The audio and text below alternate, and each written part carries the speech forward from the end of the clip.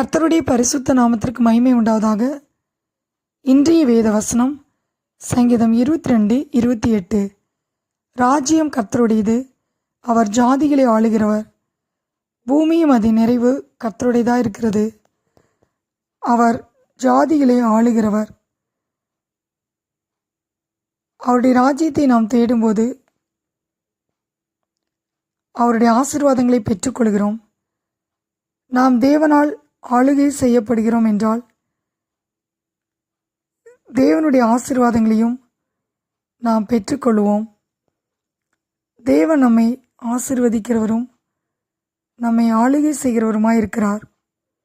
என்னாகும் 24:19 வாசிக்கிறோம், யாக்கோப்பிலிருந்து தோன்றும் ஒருவர் ஆளுகை செய்வார் என்று. பெத்லகேம் யூதேயாவில் உள்ள ஆயிரங்களுக்குள்ளே சிறியதாயிருந்தும் இஸ்ரவேலை ஆளப்போகிறவர் அங்கிருந்து புறப்பட்டு வருவார் என்று வேதத்திலே வாசிக்கிறோம். அவருடைய ராஜ்யம் முடிவில்லாதது. அந்த ராஜ்யத்தை பெற்றுக்கொள்கிற நாம் அவரால் ஆளப்படுகிறோம். நீதிமொழிகள் 8:16 வாசிக்கிறோம், அவராலே அதிகாரிகளும் பிரபுக்களும் பூமியில் உள்ள சகல நியாயாதிபதிகளும் ஆளுகை செய்து வருகிறார்கள். அவருடைய ஆளுகை தலைமுறை தலைமுறையாக நிற்கும்.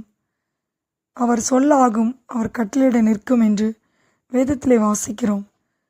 அவர் ஜாதிகளுக்கு சமாதானம் கூறுவார். அவருடைய ஆளுகை ஒரு சமுத்திரம் தொடங்கி மறு சமுத்திரம் வரைக்கும், நதி தொடங்கி பூமியின் எல்லைகள் பரியந்தமும் செல்லும். அவர் நம்மை ஆளுகை செய்யும்போது பாவம் நம்மை ஆளாதிருக்கும். நாம் தேவனுடைய முடிவில்லாத ராஜ்யத்தை அடைய வேண்டுமானால் பாவத்திலிருந்து விடுதலையை பெற்றுக்கொள்ள வேண்டும். தேவன் நம்மை ஆளுகை செய்வார் என்றால் அவருடைய ஆசீர்வாதங்களை நாம் சுதந்தரித்துக் கொள்வோம். நாம் தேவனுடைய வார்த்தைக்கு கீழ்ப்படியும் போது தேவன் நம்மை ஆளுவார்.